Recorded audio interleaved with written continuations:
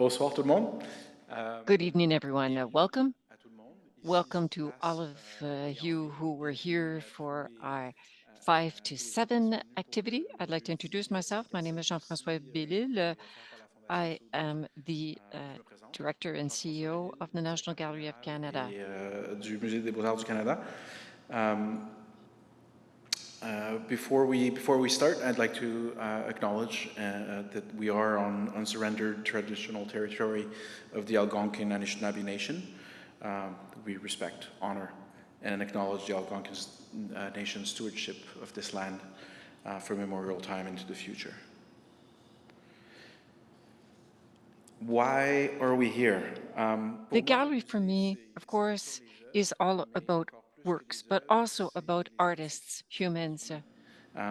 This is why I love these events, because we are actually coming together as people and giving the stage to artists and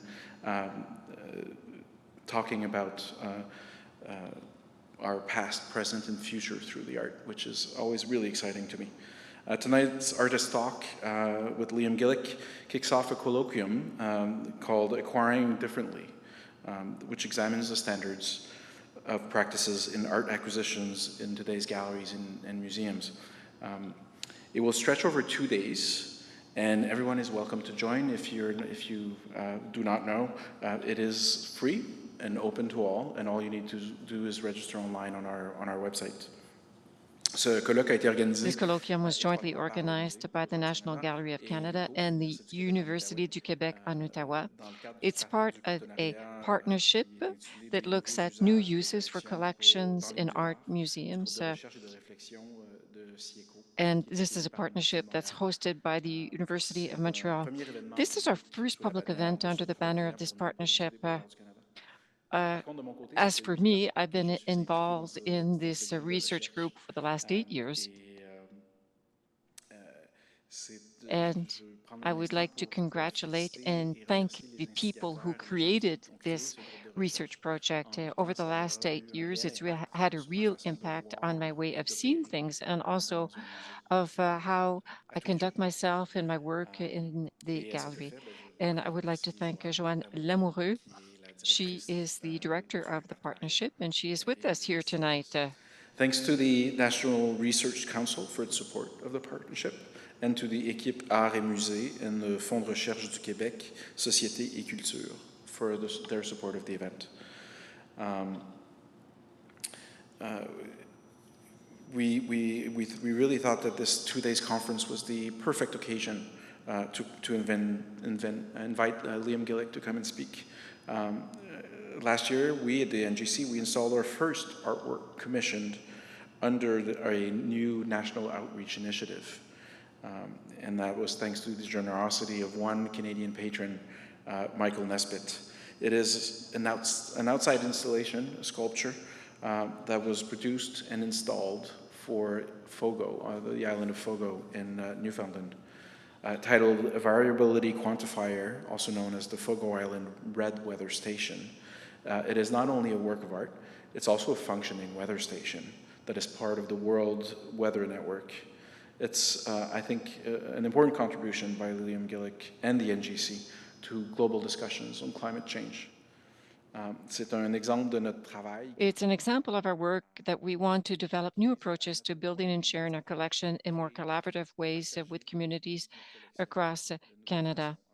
We want to be able to work with communities across Canada once again. And through these projects, we really want to be able to listen and learn how we can meet art institutions and organizations' needs throughout Canada.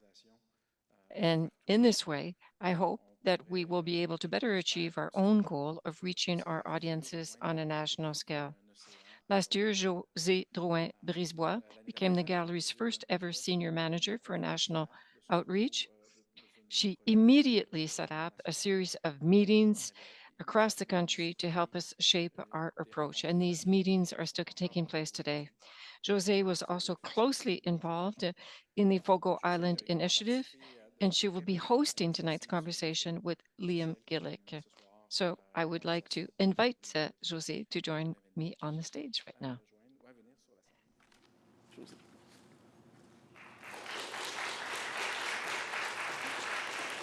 Thank you, Jean-François. I wanted to say welcome. Thank you for coming on a beautiful day. And also for everybody online, thank you for joining us online. I just have a little bit of housekeeping. So for the simultaneous interpretation, this event will take place in English with simultaneous interpretation in French. And I just want to give a little bit of instruction. If you're on site, simultaneous interpretation units are available at the entrance. At the top of the device, you will find an on-off button. The large circular dial allows you to increase or decrease the volume, and the button in the center is for changing the channel. The unit is already set to channel 2 to listen in French. If you would like to listen directly to the floor through the unit in English, go to channel 3. If you're listening online through Zoom, you can access simultaneous interpretation by clicking the globe icon at the bottom of the screen. This conference will take place in English with a simultaneous interpretation in French. To start off with, I want to explain that if you're here in the gallery, the simultaneous interpretation units are available at the opening of this hall, and there is a big button in the middle for the volume, and the button in the middle of the unit is to be able to choose the channel. Channel 2 is to hear the interpretation in French. If you wish to hear what's happening from the floor, you can choose channel number 3. Following Liam Gillick's talk, there will be a short question period. If you're at the gallery, there are some question cards at the entrance. We invite you to write your question on the card and give it to one of our interpreters who will be standing in the aisles. If you're on Zoom, we invite you to put your questions in the Q&A. As we have limited time, we ask for your understanding, knowing that we will most likely not get to every question. And now I would like to introduce Liam Gillick. Liam Gillick works across diverse forms, including installation, video, and sound. A theorist, curator, and educator, as well as an artist, his wider body of work includes published essays and texts, lectures, and curatorial and collaborative projects. Gillick's works reflects upon conditions of production in a post-industrial landscape, including the aesthetics of economy, labor, and social organization. Recent solo exhibitions took place at the Pergamon Museum in Berlin, the Gwangju Museum of Art in Korea, the Madre Museum in Naples, as well as important exhibitions at Documenta in 1997, the Istanbul Biennial in 2015. He also represented Germany at the German Pavilion, the Venice Biennale in 2009, and 2023 Shanghai Biennial. Please help me welcome Liam to the stage.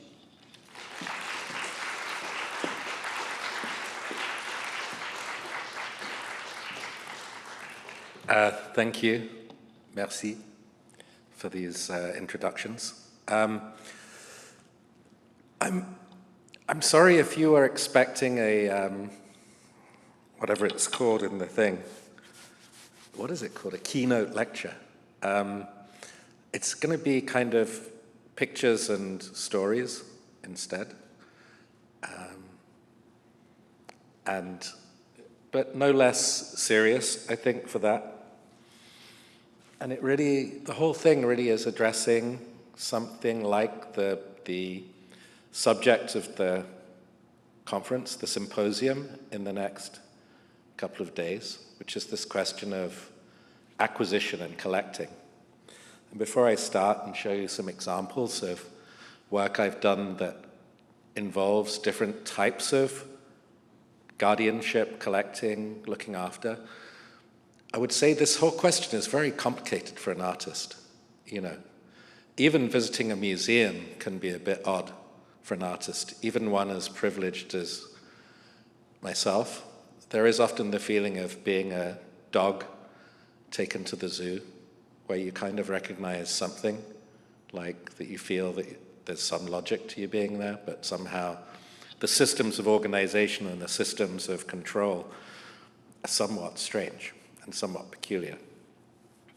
I started working a lot in the early 90s with a lot of friends that I was lucky enough to meet from different places. And there was a point, and it's going to happen, and it's already happening with young artists now, especially even in Canada, where you felt you were being used a lot as a kind of cultural capital to promote new ideas and new things. And meanwhile, the collecting procedures of the institutions was rather different. It had different ideas of what constitutes quality, what should be kept, and whatnot.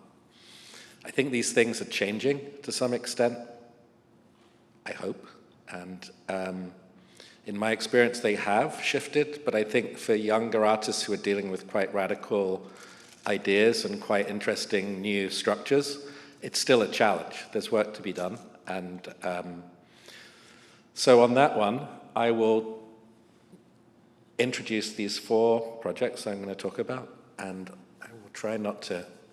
I have a tendency to go on a bit. I'll try not to. So, this is the key to all these works, these 4 projects, which is a Japanese man born in 1931 called Syukuro Manabe, and more commonly known familiarly as Suki Manabe. And he is a climatologist, and his work began in Japan in the 50s, and then he quickly moved to the US and continued his work in the US. And here he is doing what he does and did, which is look at global climate. And he's part of a whole generation that, even though he doesn't talk about this, I can sense that there's also an effect, this interest in global weather patterns and flow of the climate and the wind patterns is affected by the experience of being a teenager during the Second World War in Japan. He's not the only one who strangely got interested in how do we understand how the entire planet works, because the implications of nuclear war had such grave implications, and understanding was very important. So here we see him as he gets older. He is a key component of Princeton, working very much in mathematics and physics to a certain extent. I'm not an expert on these things, but I'm kind of drawn to this man. And here we see him as he gets a bit older with a recent book, Beyond Global Warming. And here we see him. He's become very eminent. He's now 92 years old. And here we see the key to this whole thing. So the first project I'm going to show you is from Paris. In 2015, I was invited by SNCF, excuse my French pronunciation, Société Nationale des Chemins de Fer, the French national rail company, who have an art program. And the art program is a subset of this national-owned rail company. And it's called, I think it's called Gare et Connexion, something like that. And it's really low budget. It's incredibly low budget. It's like shocking. It's like, so I get this nice contact saying, hey, it's SNCF, do you want to take over the 4 platforms at Gare du Nord for the rapid transit that links the south of Paris to the north of Paris, right? And it's Gare du Nord, which is the most busy station. It's where the Eurostar train comes in. It's where everything happens there. And it's like, but they said, you're not going to want to do it because there's 2 caveats. One is we've got like 20,000 euros, something like that. Okay. And the other one is that the COP21 climate summit is happening at the same time in Paris. And so they actually said all this, it's kind of cool. And it's interesting because they're not a museum. They're a branch of a national rail company. So they were strangely open. There wasn't much procedure. It was like a very open discussion. They're like, do the right thing. I think they even said do the right thing. I can't remember what that is in French, but like, do something, do the right thing. Take the money and do something, and you can do what you want. So I have been tortured for my whole adult life by as I've gotten older, what's happened in art is there's been more and more suggestion that art can do certain things that I'm not entirely convinced it can do. That it can take care of all the injustices of the world, it can deal with questions of global heating, it can do all these things. Yet I'm absolutely convinced art really starts with disappointment, and it also starts with a sense that there's something missing, and it's much more out of focus, and it's deliberately intended to often confuse, and maybe that's how it can help, right? We can come to that. In this case, though, I have, like, dealing with this question of climate change and so on, I always felt there was sort of a lack in the discussions in the art community, and that lack was that no one could give you anything really concrete. It was always this idea of a feeling, or we should do something, or there has to be a possibility, or we have to educate, or we have to do something, right? Yet without any tools to do it. So I started doing very simple work to think, well, where do these statistics come from? When people talk about 1 degree heating, or 1.5 degrees, right? Where's it from? Where did this arrive from? And I've quite quickly found Manabe and Wetherold's important paper from 1967 and forced myself to read it and try and understand it. And it's they're working basically on climate, global modeling. And what had happened is just before they wrote this thing,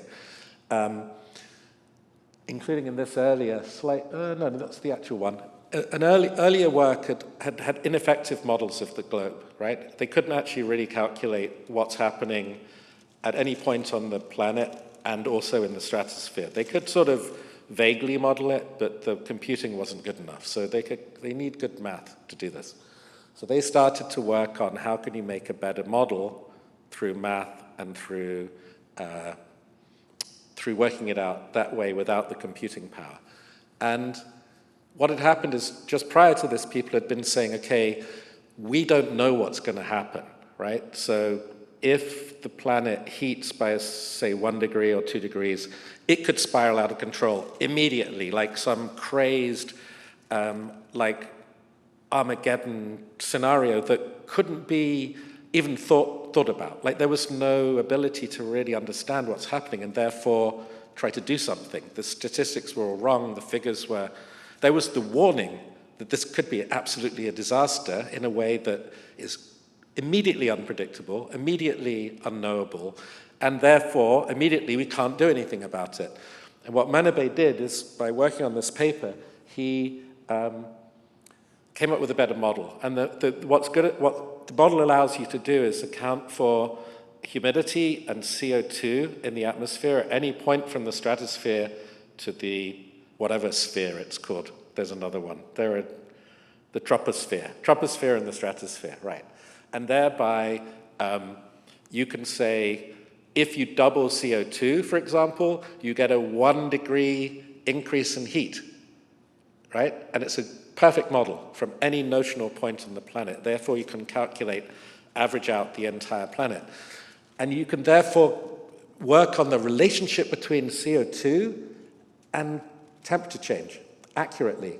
And I'm like, holy shit, why didn't I know this? How do I not know about this guy? He's kind of the one that says, if you cut back on carbon emissions, that's how they know. It's not like an opinion. It's not like I project a kind of weird sun on the side of a building and say it's about ecological awareness. It's like there's actually concrete stuff. So here he is, nothing to do with me, of course, but last year he got the Nobel Prize, and he should. He deserves it. So here we are in Paris, and this is what I did. I didn't have much money, so what I did is I said, okay, what you're going to do is you're going to take off all the publicity, all the advertising, everywhere on these 4 platforms, and you're going to paint them simple colors, right? And this is going to be about the work that Suki Manabe did. And you can see it's a pretty obvious, right? And these are not staged photos. They were taken by SNCF, so...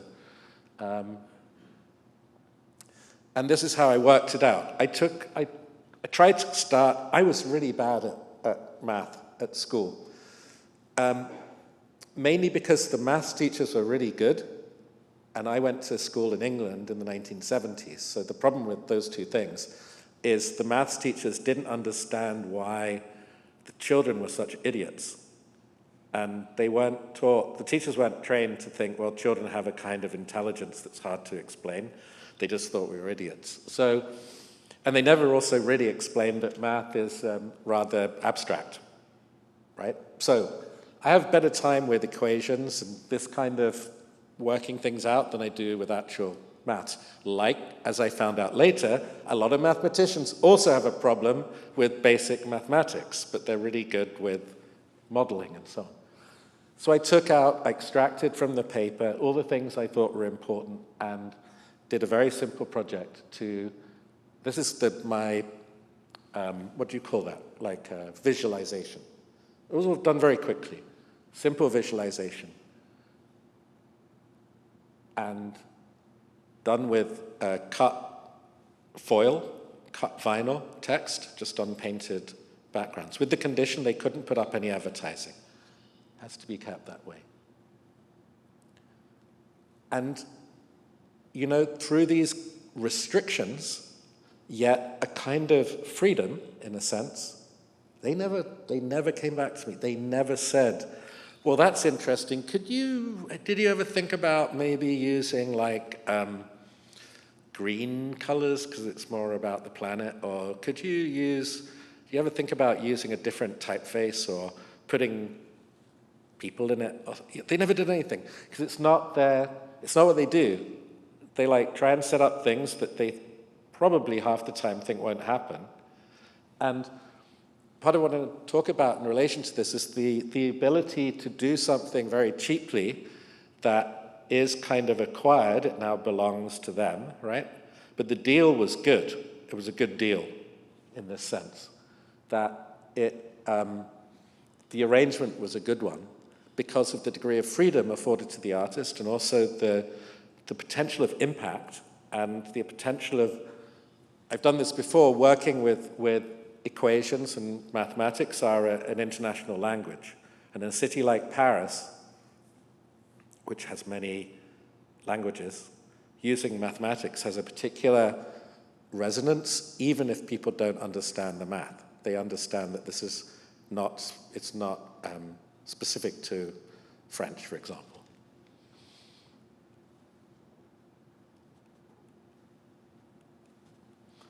So the weird thing about this thing, and I don't have photographic evidence to back it up, is like the Eiffel, this may be something that Roland Barthes could have helped us with. A bit like the Eiffel Tower, which was also a temporary project.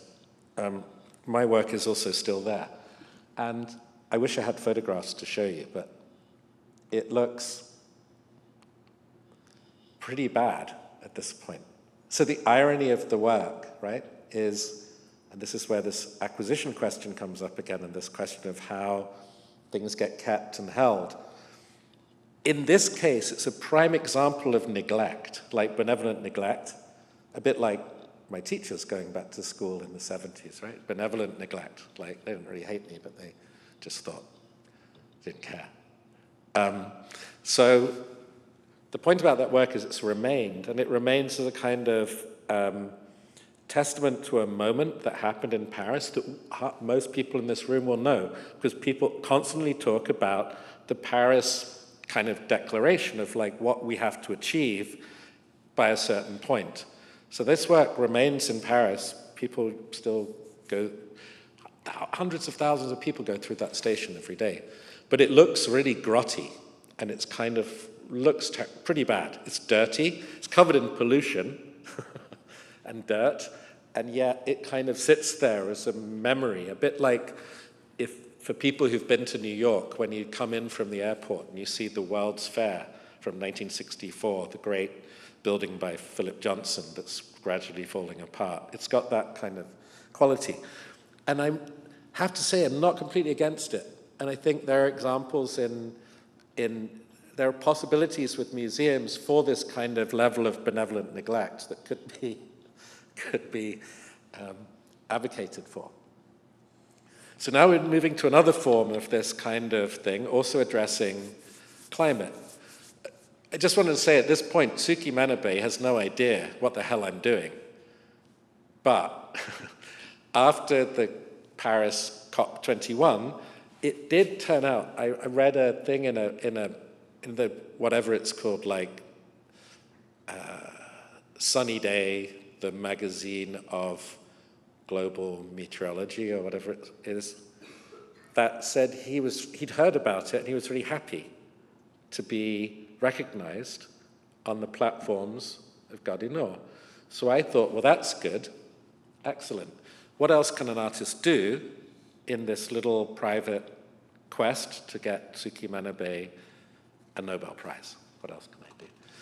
So someone said, would you like to build a house in Japan with some Japanese architects?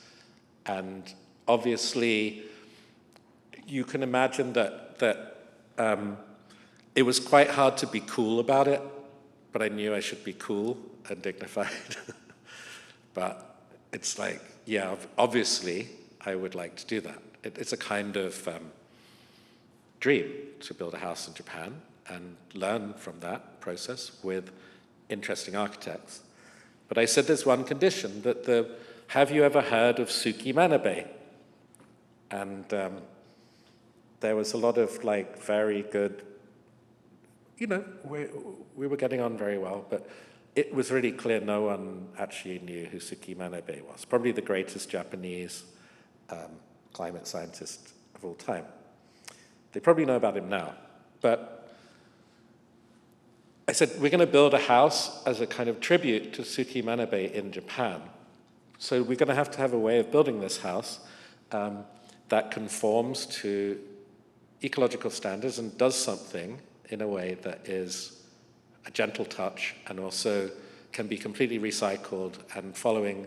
I can learn from all these kind of Japanese historical phenomena, this ability to work with wood and everything. In the meantime, I'm going to teach you about Suki Manabe and his mathematics and everything, and that will be what we do. We work on the building, we go for a drink, do some karaoke. I shout about Suki Manabe into your ear while you're singing Heart of Glass. And this is the first thing they sent me, which was this idea of doing a kind of stacked house that would be a kind of idealized, almost utopian structure to stay in, that people can go and stay in, that would have glass floors and ceilings, and would be completely enclosed from the outside. And it would be made of wood. And so after we experimented with different cladding, in the end we used a recycled, when you see on the roof it has that wavy corrugated stuff, they used a composite recycled material for that. And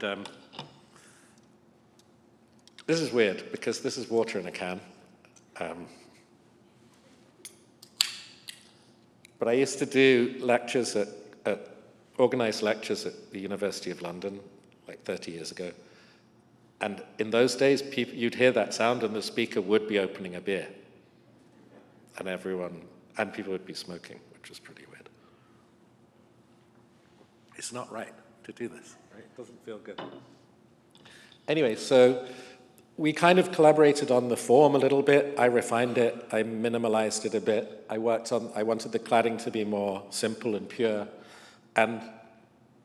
But it would have the three key equations that I felt were important, which address how much air and CO2 and all the rest.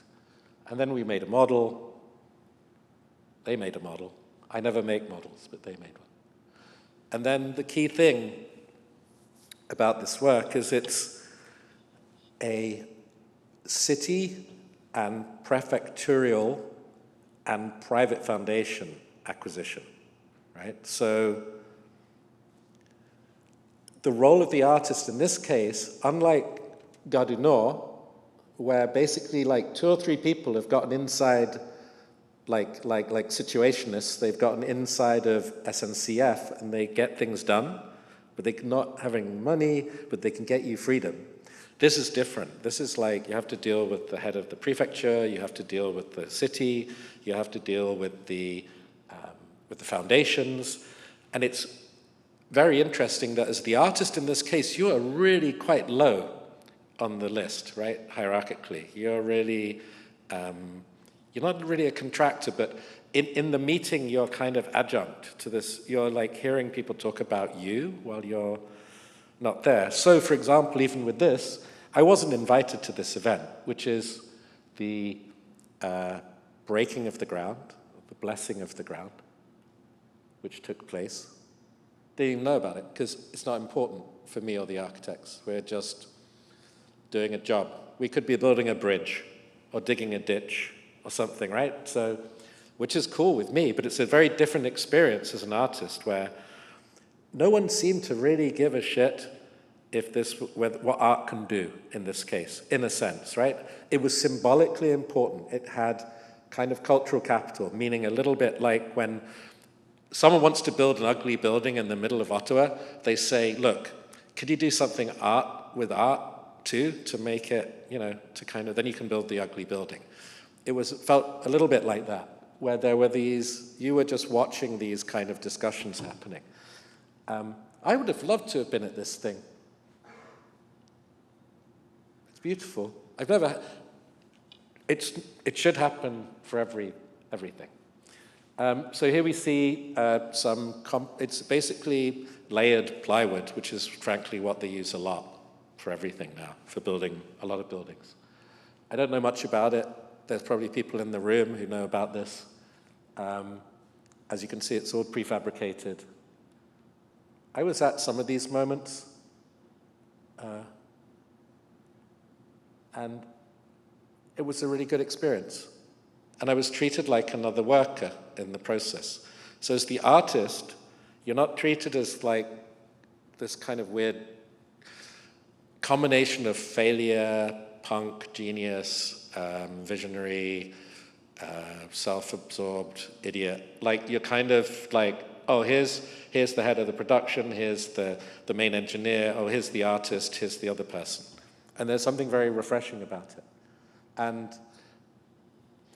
part of the point about that is I think that in a lot of these different forms of acquiring art and different forms of getting art, right, and looking after it, it's about changing the artist. Once you get out of the museum itself or into these other models, it's about the artist going away from the project knowing more than they did when they arrived, and that was certainly the case.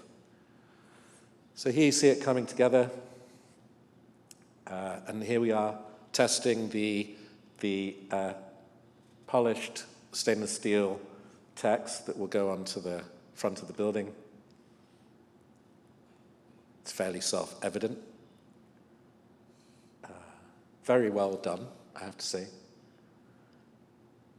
And it looks a bit weird. And the main battle we had was with the city in the end about whether or not this is a sign or not. Is this a sign? If it's a sign, it needs a permit. And if it's a sign that needs a permit, we have to be able to control the design of the sign and whatnot, all the rest of it.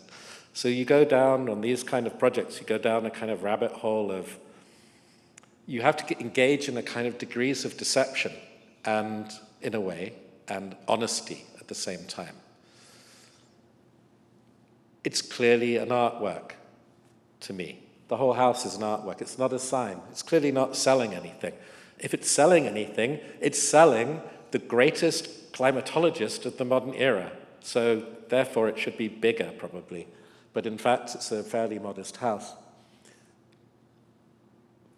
We got around it in the end because I started talking about, because I was educated in the post-structural period of ideas and postmodernism, I got around it by confusing them about what is a sign and what is a signifier. And for the Francophone people in the audience, even be better than me at all of that. And that was good enough.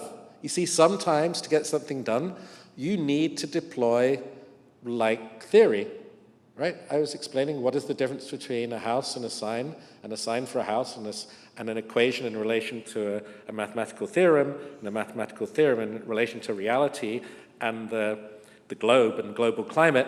And I think they were just happy to be rid of me in the end. But it kept them distracted away from the actual interior of the house and problems of health and safety, which I won't try and explain how you use this place, but nothing is on the same level. I kind of let the architects do the interior pretty much, based on some early drawings we did together.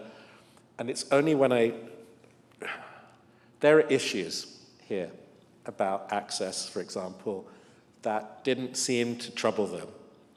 But to a certain extent, it's a kind of idealized model.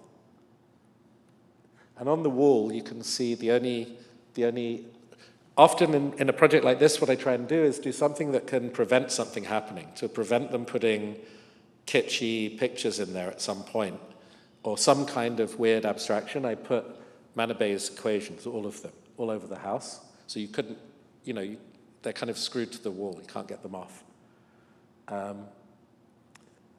There you go. So, Fogo.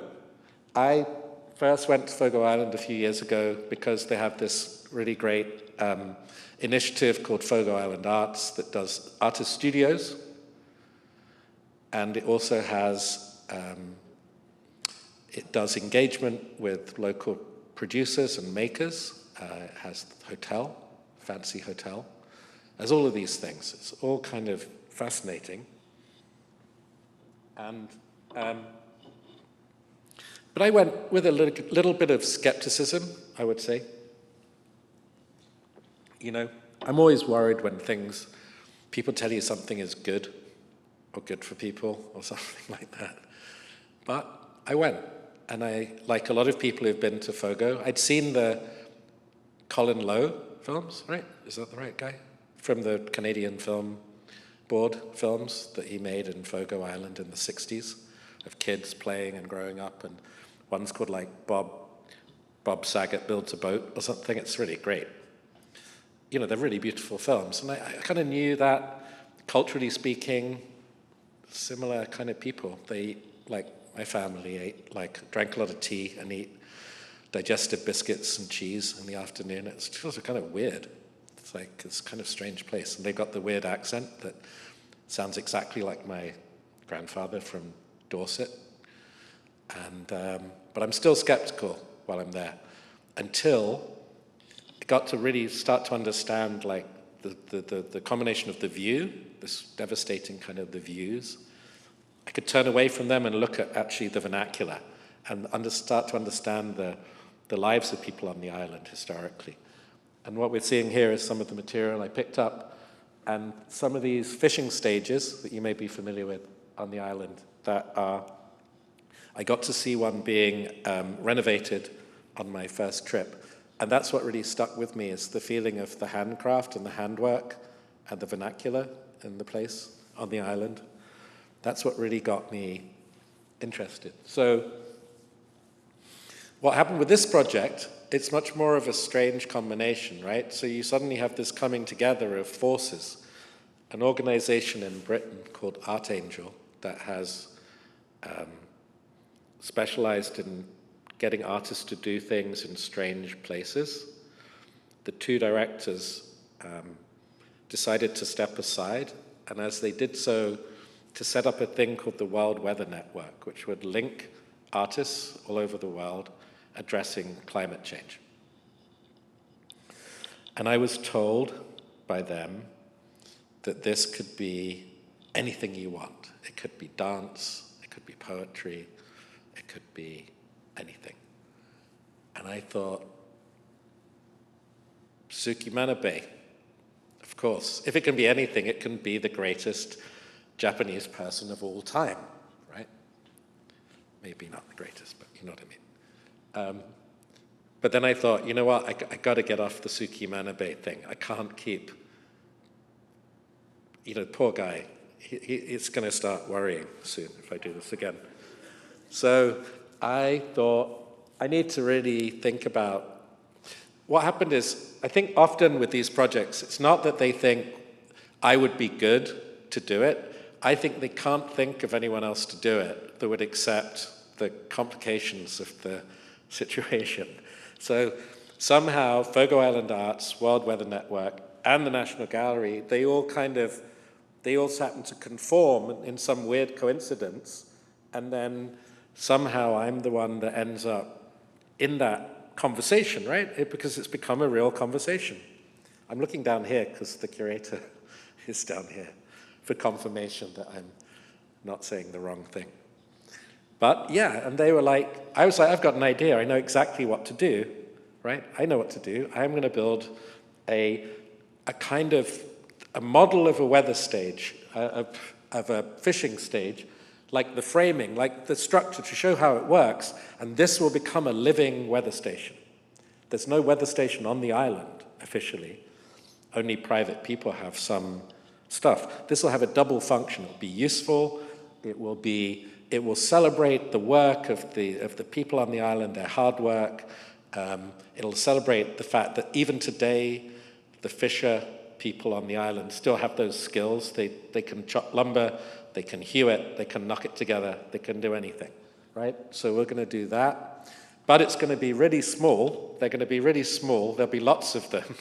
And we're going to stick them in really ugly places that people wouldn't really go to, like the parking lot next to the gas bar in Island Central, which looks like, it's like universal Canadian sort of government modernism, right, in the middle of this, the most beautiful place in the world. And I love it. It's great. It's like, it's where the kids go and buy deep fried mozzarella sticks and smooch in their Hyundais. It's great, and Toyotas. I'm sorry to the translators, by the way. I'm going fast and using slang. So I just started working immediately on these things. And that's where it gets complicated. Unlike these other two projects, this one, it's really clear that there's a desire on the island that it doesn't go in these kind of places. They don't really want it to go there. They want it to go somewhere else. And they want it to go on a headland, right? Like on a bluff overlooking the sea. For me, this is a nightmare. My childhood was spent being dragged to look at the view by my parents, who both left school at 15, and thought if they took me to look at the view somewhere, anywhere, it would enlighten me a little bit, and maybe it did. So I kind of thought, okay, we'll go and look at this thing. I don't like it, really, but I'm going to do it. I'm going to go up there. I cannot bring the idea of another white European guy coming to Canada and plonking down an unwanted object in the middle of a beautiful landscape. It's a nightmare. I can't do it. But if that's what people want, and that's how they can work with that, and we set the conditions for removing it and destroying it again, then I'll do it. So I scaled everything up. And when I scaled everything up, this is basically showing you how I normally work, right? But I did that one, and I gave it them, and they did that one. And then I would work on the drawings and whatnot. I was having a problem making a visualization of it in the landscape, and I couldn't get the scale right of the model and the landscape. And it meant that what I was building actually became 3/4 of real size. And that's where I suddenly knew this is possible, because I'm not building a building in a beautiful place. I'm making a 3/4 scale model of something in a place. And even if you don't recognize that conceptual difference, you will feel it. It will never feel like someone is building a building here. It will always feel like someone's testing something. It's my favorite color, RAL 3020. This is classic. In Germany, they don't do it this way, but here we do it this way. And it's like they're eyeballing the color, which I always think is fantastic. Whereas I work a lot normally in Germany, and there's no eyes involved in getting the right color. It's a machine. And here we see local people building it.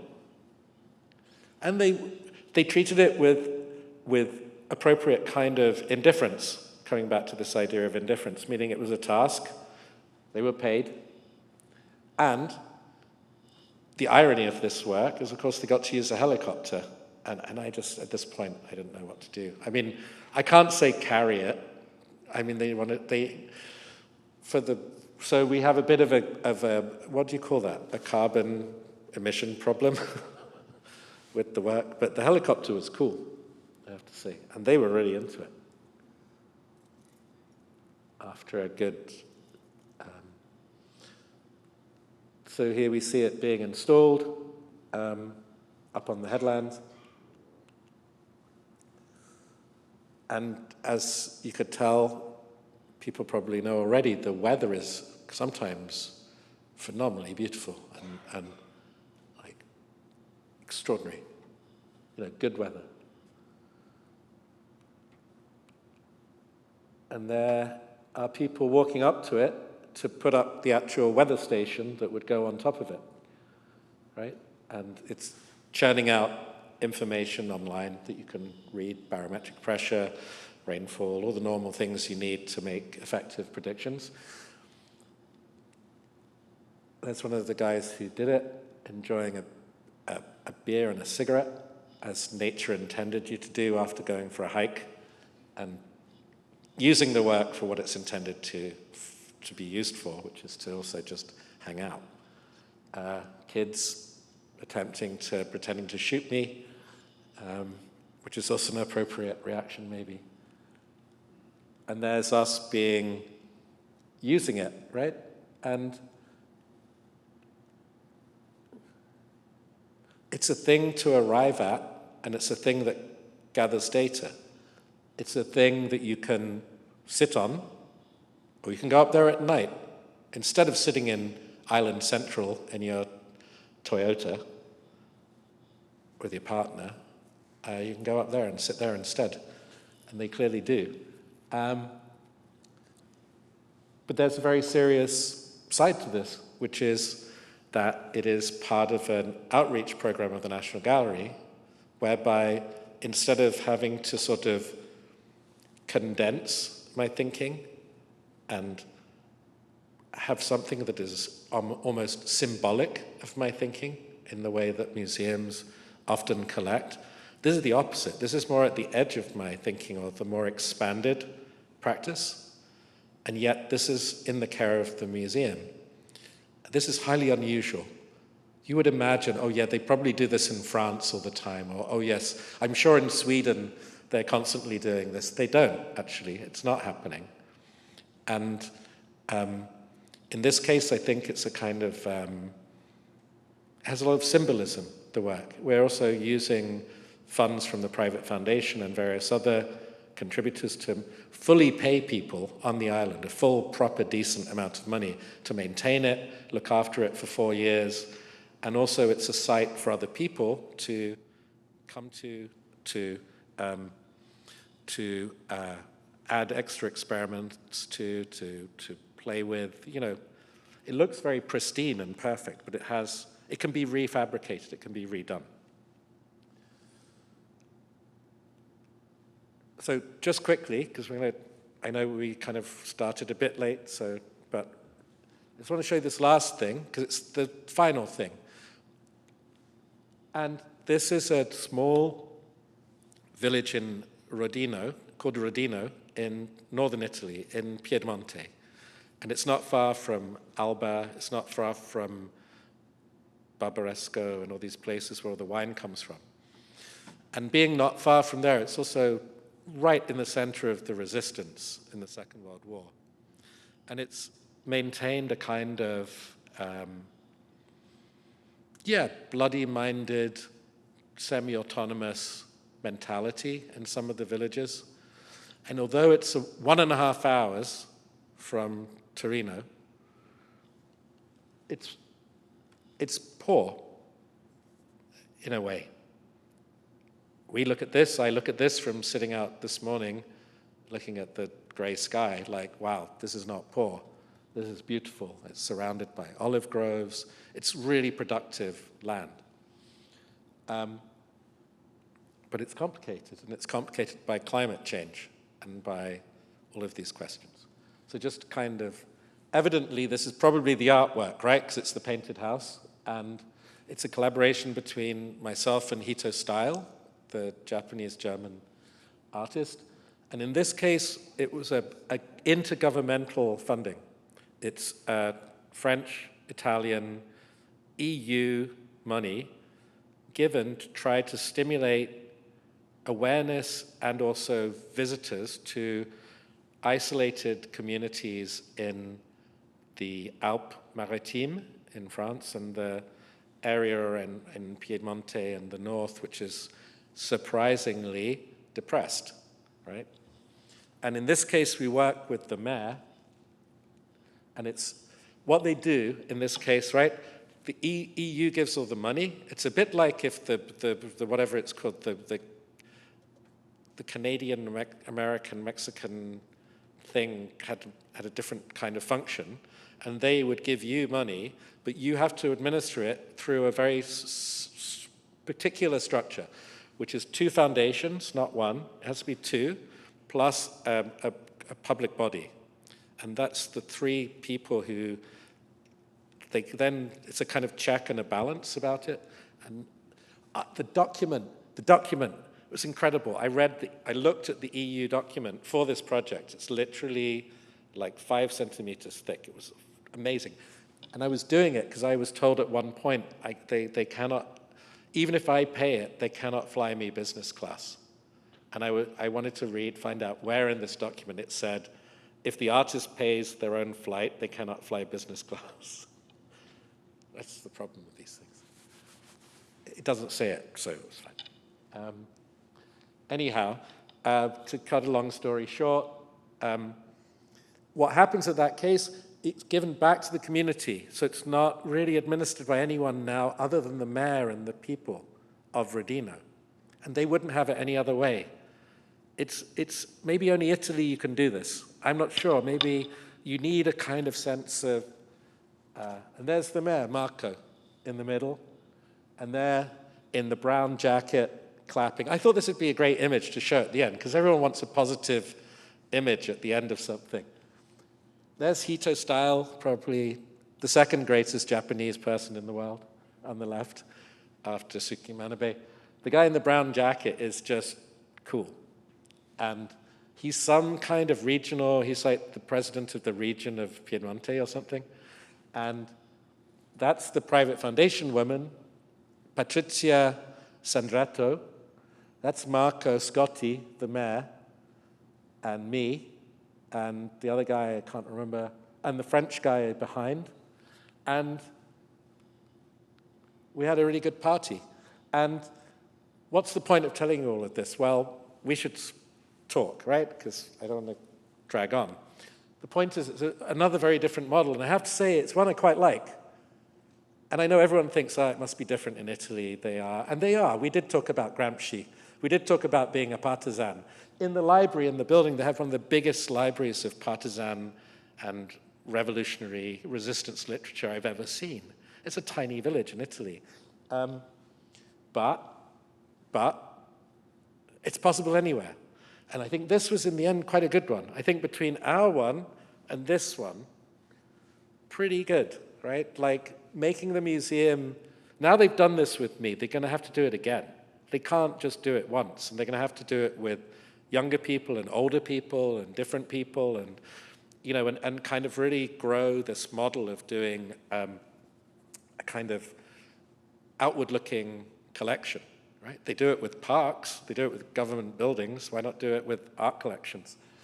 And I have to say, the good thing about this one, really amazing party, a lot of free drinks, and but the bad thing, too many speeches, I would say. So in the end, it all kind of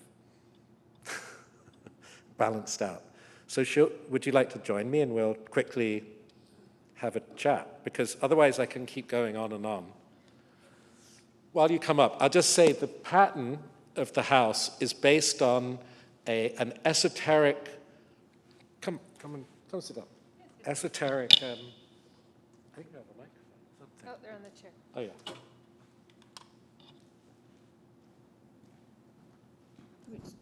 Which chair do you want? This one? Okay. Here you go. The pattern itself is based on esoteric computer programming by Hito. And what we did is we looked at the current land use in the area and the demographics of the area in terms of in terms of age, income, salary, and also the productivity per hectare of the landscape around and so on. And then we ran various models to see what would actually invoke what you get in this situation, like you do in many places like it, is you have a tiny, very rich upper class and a really big working class, also a lot of migrant labor and immigrants, people who've come to live there, move there, and nothing in the middle. And it's really fascinating. And that's why that work is called, however many times we ran the model, the results were always the same. Because the only thing that changed anything was climate change in the way that it's heading, which would just be completely devastating. But pretty much nothing else did anything. Like war didn't do much, in fact. Like a lot of things didn't do anything. Anyway, tell me. That's great. Dime. Well, I wanted to know maybe, do we have questions? No questions. No questions online? All right. Well, I'll ask a question. Actually, I wanted to think a little bit more about this whole idea of modeling. I remember we had a conversation actually on Fogo, thinking about forecasting and what, your interest in that. Because it hits me in the different projects that you talked about, this idea of the equation, the model. So can you talk a little bit more about that, your interest in modeling? Yeah, I think art and theory around art hits a certain peculiar point in the 90s where it also happens in politics and certain forms of economic theory where there's the idea that you're kind of at an end of something. And it's talked about in postmodern theory, and it's also talked about in economic theory. It's a very arrogant, Eurocentric perspective in some ways, because it never seemed to account for all the people that are actually making anything or living differently in the world. It always felt slightly limiting. And there's been a thread through my work throughout where offered something which lends itself to metaphors or kind of like elusive, affective thinking, I've sometimes gone back to like, no, actually, you want me to talk about climate in an abstract artwork in Gardiner? No, I'm going to give you back the mathematics that make this not questionable. And that's going to be my role as an artist. It's like when artists historically would say, look, the world is ugly. I'm going to show you the ugliest thing I can think of making to show you in 1919 or in 1946 how ugly humans are and how awful they are. And I'm doing it just in a different way. And So it's forecasting because when you're told it's like the end of history or everything is folded in on itself and the signifier and the signified are in a kind of echo chamber of meaninglessness, well, then how do you know what's going to happen? Things still happen. And I was always really strongly believed, and my early writings all about this, is it's kind of dangerous because when the advanced kind of cultural classes end up in a rather almost decadent Baroque kind of hall of mirrors, which is also important to do that, what happens is things still get decided. And I think the rise of of nationalism, of extremism, of white fear, and so on, often related to this sense that in that period, opportunistic neoliberal people had the chance to exploit that sense of it's the end.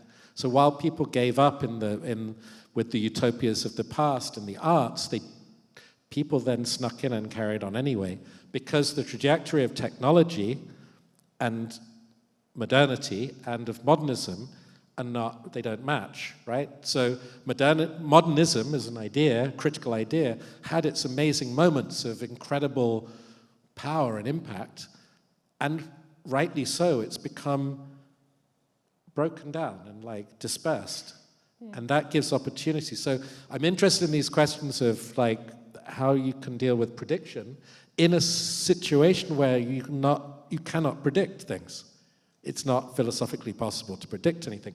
Who then decides? Yeah. That's what this is all about. I've never said it that clearly, or which sounds unclear, but you know.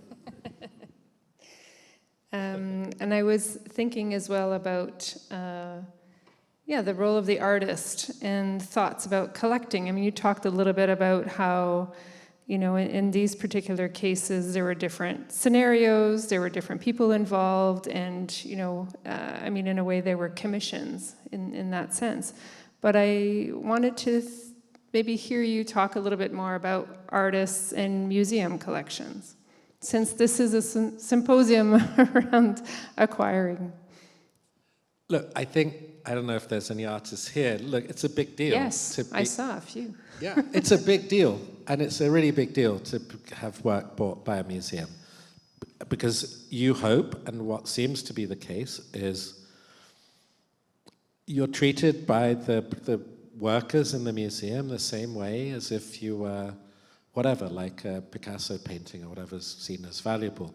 And it is true here. I've been backstage here in the museum and seen how it works, and the restorers and the carers, the curators and the conservators, and they don't have a hierarchy. The problem, of course, though, is that's true once you're in, but the processes for being in the collection need work, and that's what you know that, and other people here know that, and it's not easy, right? There are these problematic questions like quality and museum quality. Private galleries use that term, museum quality. You know, it's kind of tricky, and I don't have the answer. All I can say is it's extremely important for artists, but they are really aware of how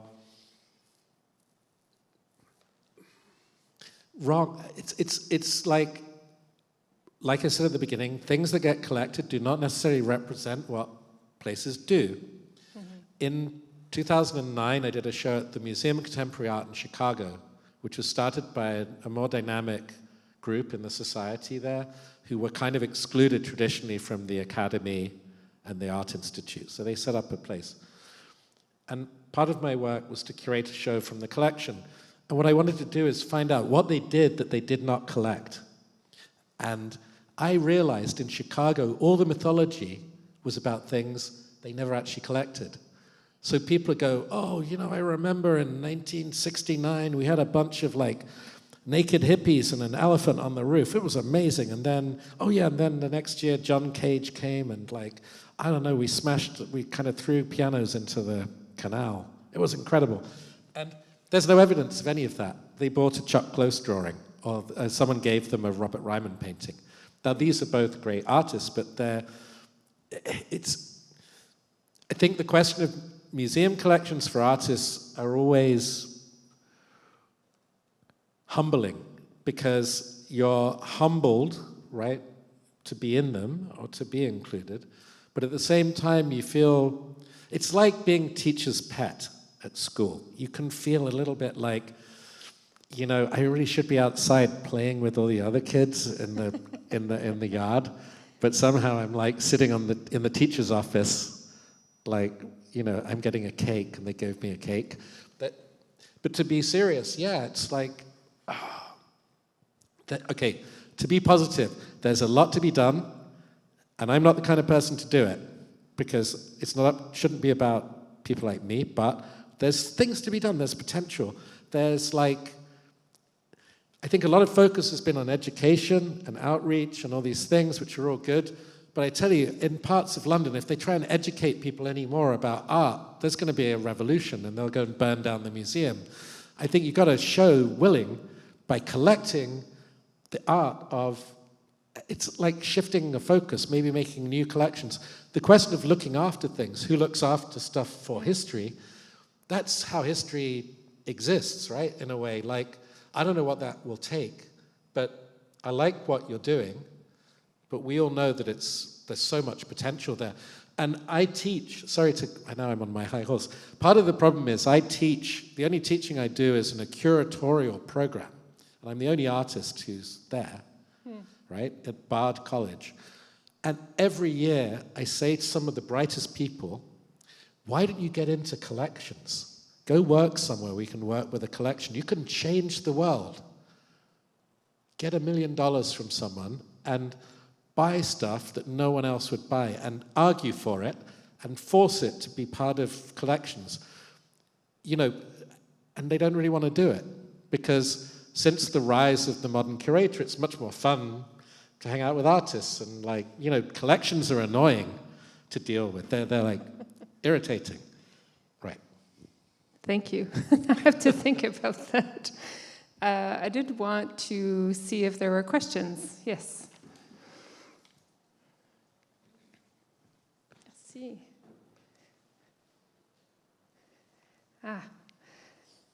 I'll read it in French, and then if you want a translation, we can come up with a translation. How do you position yourself in relation to the duration, to the that your works will last for a long time?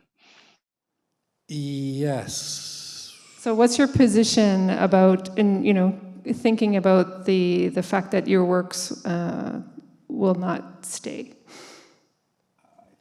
I think I'm surprised often how long things stay. I always thought art was a bit slow. I started in music, and music is obviously comes and goes. It's like, I think for me, and maybe for a lot of other artists, what you do is you make a kind of a deal with yourself to release the work, right? It's a psychological step. And I've met lots of students in my time. I worked at Columbia for 15 years in the art department with art students. I met a lot of them that were looking for something, how they could be themselves, how they could release themselves to the world and find a place under the sun, as it were, like their own voice. And I always talk to them about the idea you have to let go, which sounds like real bullshit, actually, kind of hippie nonsense. But I meant it really, the responsibility for the work is not something you can control. You can try, and if it goes away or it gets destroyed, it gets destroyed. And we know it's conceptually complicated, that whole question, I think. I think for a contemporary artist, part of the deal is you let it go. Even if letting it go means you make it out of the most durable ceramic in the world that will be the only thing left after the planet has burnt, right? It will be, that is kind of the deal. Yeah. Next.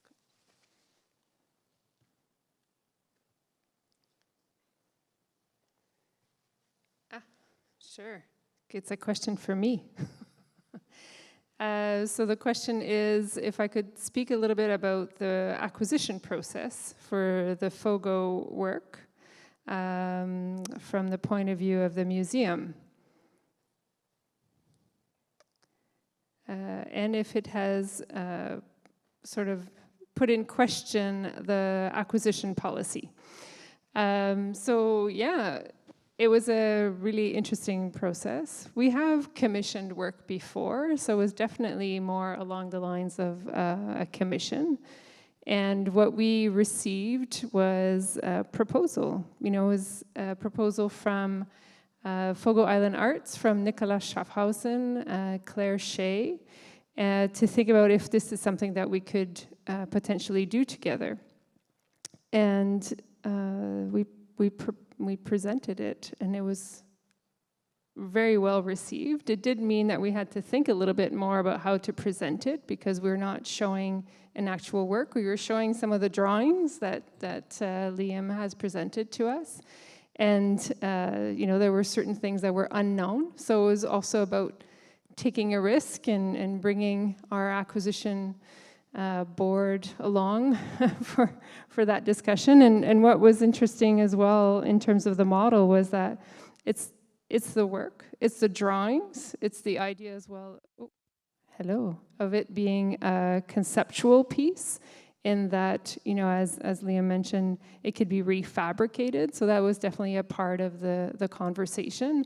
But there's also an upcoming publication. Liam's also working on a documentary about the piece. So it was kind of thinking more broadly about what it means to engage in this, this journey together.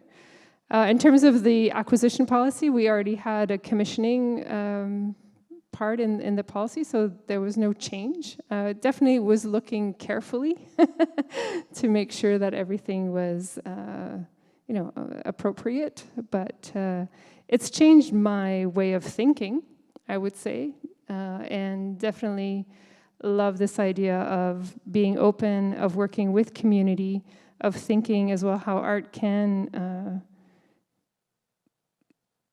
How art can, we've talked about this too, like how art can have a function within a community. And I think it's, the end point with Marco and the Italian kind of band, it's kind of cheating in that you have different moments of political will and desire, right? You can't impose on people. In Fogo, people were like, yeah, it's all right. Yeah, it's okay. And that's good. That's good. That's political. I took that as a positive, right? In Italy, they're like, this is Gillick, this is amazing, and like, let's have a big party. It's a different thing, but it's part of their political agenda on a local level. So it all depends, and I think there's different. Think about what you're dealing with here as a country and the differences between East Coast, West Coast, North, and it's astonishing. And there are moments where there will be different intensities of community desire. And I think that is really interesting, and that will have to be part of it, anyway, but I could go on. Yeah, no, exactly. And I think about one of the conversations that I had with a wonderful community host in Fogo, who was a fisherman. And he said to me, what do I get out of this? And I said, well, you get the weather. And he nodded and then started to tell me these stories about the weather. So I was like, okay, we're okay. It was actually a really beautiful moment. I think we're being told to stop. Yes. But I just wanted to one time, I know I tend to talk a lot, but I thought it was really interesting that a person I know who, there was that project we talked about in Albania, right? Where the Prime Minister of Albania, Rama. Yeah. When he was mayor of Tirana, he decided, we've got to do something with these buildings, right? They're really falling apart. So he decided to paint them, to get artists to come up with designs to paint the buildings. Whatever, it's complicated. It's complicated politically, but the point is he decided at one point to have a vote. And I think this is very interesting in relation to what the gallery is trying to do. And he asked two questions. The first one is, do you like it? And only about 20% of people liked it. But the second question was, do you want us to stop? And only 10% wanted it to stop. So he took that as positive. And I think it's true with these things. I think it is complicated, because does everyone like one house being brightly painted? If you ask them first, I'm not sure. It's a complicated thing for an institution, what you're trying to do and proceeding with. And it will make life more complicated. And I think art is difficult and in a way, and it is complicated. So if that's what happens, it'll be good. On that note, thank you very much, Liam. Thank you to everyone for coming. I do want to invite the audience to come for the rest of the free colloquium. So tomorrow, the doors open at 9:30, and the conference starts at 10. And Saturday, the doors open at 8:45, and the conference starts at 9 a.m. Thank you again. Thank you. Merci.